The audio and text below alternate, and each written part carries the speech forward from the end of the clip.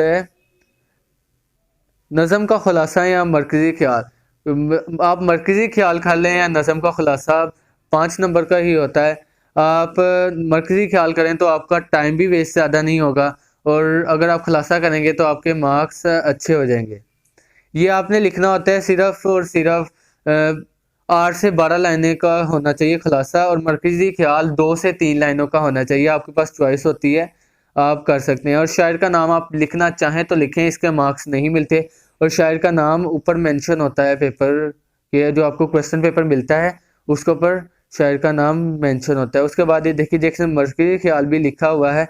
मरकज़ी ख़्याल सिर्फ़ और सिर्फ़ ये देखिए 3 से 4 लाइनें का हो, उससे ज़्यादा आप मरकज़ी ख़्याल लिखेंगे तो आपका गलत कर दिया जाएगा क्योंकि मरकज़ी ख़्याल होता ही 2 से 3 लाइनों का है, जिसमें आप पूरी नज़म के मरकज़ी ख़्याल को बयान करते हैं। अगर आप ज़्यादा वर्डिंग में लिखना शुरू हो जाएँगे, फुल पेज भर देंगे तो आपके ही मार्क्स कटेंगे क्योंकि वो खुलासा बन जाता है। आपने मरकज़ी ख़्याल की हेडिंग दी होती है तो मरकज़ी ख़्याल ही लिखें। फिर उसके बाद आती है दरख्वास्त, दरख्वास्त की भी हेडिंग दें और दरख्वास्त सिर्फ़ और सिर्फ़ 1 पेज की लिखें और अच्छी तरह से लिखें। आपका जो होगा फ़ॉर्मेट दरख्वास्त का अच्छी तरह होना चाहिए, उसके अंदर कोई गलती नहीं होनी चाहिए, तो आपके मैक्सिमम मार्क्स आ जाते हैं, 9 आ जाते हैं, कुछ स्टूडेंट के 10 भी आ जाते हैं।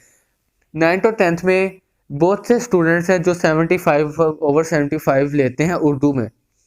जी, यही पेपर प्रेजेंटेशन और दूसरी लेंथ आंसर लेंथ होती है। इसकी वजह से अगर आपको ये पता होगा तो आप भी 75 मार्क्स ले सकेंगे। फिर उसके बाद लेटर का फॉर्मेट आपने अच्छी तरह से आपको पता होना चाहिए और ये भी आप पैराग्राफ की सूरत में लिखें। पैराग्राफ सिर्फ 4 to 5 लाइन्स का हो, 3 पैराग्राफ आप लिखें और इसको 1 पेज में लिखें तो अच्छी बात है। अगर दूसरे पेज पे भी चल जाता है तो कोई बात नहीं, 1 पेज मोर देन इनफ है लेटर के लिए। फिर उसके बाद आ जाते हैं कहानी। कहानी में आपने एक्सप्लेन करना होता है, ये भी आप 2 पेजेस की लिखें तो अच्छी है। उसके एंड पे आपने नतीजा लिखना होता है, नतीजे के भी शायद नंबर होते हैं, 1 मार्क्स होता है नतीजे का। आप कहानी का नतीजा लाज़मी तौर पर लिखें। फिर उसके बाद मुकालमा। मुकालमे में आपने जो 2 पेजेस का लिखना होता है, 1 to 2 पेजेस का। अगर आप लिखते हैं तो अच्छी बात है। इसके अंदर जो साइड पे मार्कर के साथ नेम दुकानदार, खरीदार लिखा है, आप भी मार्कर का इस्तेमाल करें तो आपका मुकालमा और भी ज़्यादा अच्छा हो जाएगा। और सीक्वेंस के साथ लिखें, अपने सीक्वेंस को ना तोड़ने दें। जैसे देखिए बिल्कुल सीक्वेंस में हेडिंग दुकानदार और खरीदार ये लिखा हुआ है, आप भी इसी तरह लिखें। ये 1.5 पेजेस का है, आप भी इतना ही लिखें। फिर उसके बाद तफ़हीम इबारत जो आपको आंसर क्वेश्चन आते हैं वो उसको लिखना है। उसकी पहले हेडिंग दे फिर उसका आंसर लिखे जैसे यहाँ पर लिखा गया है। फिर उसके बाद आता है मज़मून का क्वेश्चन। मज़मून के क्वेश्चन में स्टूडेंट्स पूछते हैं इसकी लेंथ कितनी होनी चाहिए। इसकी लेंथ तकरीबन होनी चाहिए, आप 4 to 5 पेजेस का लिख देंगे तो आपके अच्छे मार्क्स आ जाएंगे। 13 to 14 मार्क्स आपके आ जाएंगे अगर आपने उसमें हवाला जात यूज़ किए होंगे। जैसे यहाँ पर अरबी की आयत है, अगर आपको आयत नहीं भी आती तो आप इसका तर्जमा ही मार्कर के साथ लिख दें, वो भी आपका हवाला बन जाएगा। मशहूर कहावत वगैरह भी आप लिख सकते हैं। फिर उसके बाद शेर का लाजमी तौर पर इस्तेमाल करें। एक पेज पर आपके 2 हवाले लाजमी होने चाहिए मज़मून में, क्योंकि मज़मून के मेजर मार्क्स होते हैं, 15 मार्क्स होते हैं।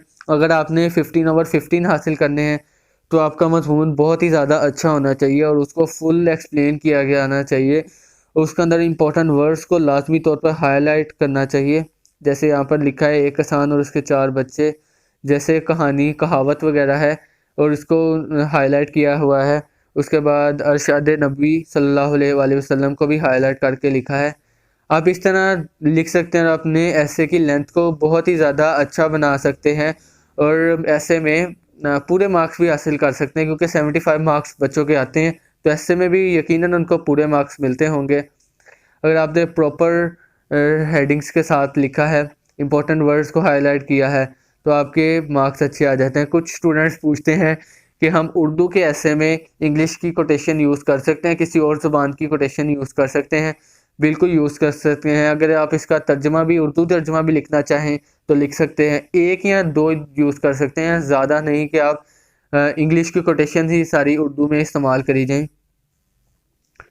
1 से 2 कोटेशंस इस्तेमाल करें तो अच्छी है इंग्लिश की। इस तरह आप अपने ऐसे की लेंथ को बढ़ा सकते हैं। ये तो ऐसे बहुत ही ब्रिलियंट लिखा हुआ है और बहुत ही अच्छे ज़्यादा पेजों का लिखा है। 7 to 8 पेजेस मुझे लगता है ये ऐसे लिखा है। यस 7 to 8 पेजेस का ही लिखा है। यहाँ पर आपके पेपर कंप्लीट हो जाता है।